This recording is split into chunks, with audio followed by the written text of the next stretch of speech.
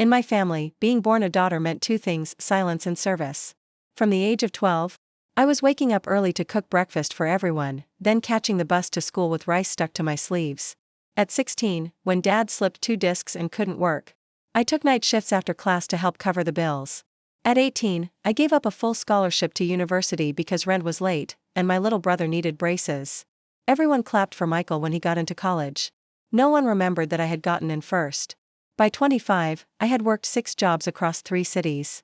Sent home every spare dollar. Paid off the mortgage. Covered the electric bills. I even helped Mom buy a new fridge.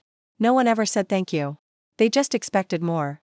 When Dad passed, I returned home to mourn the man who taught me how to change a tire, but never once told me he was proud. The house was quiet. Cold.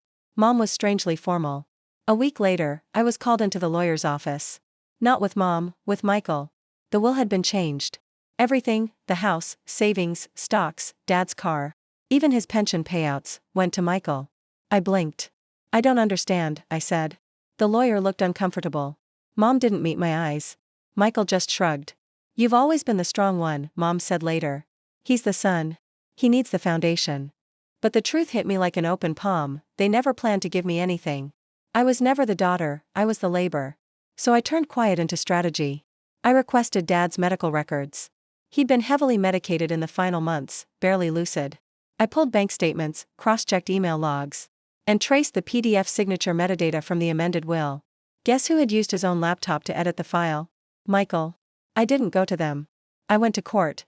I built a case so tight it made the judge's eyebrows rise. A paper trail of manipulation.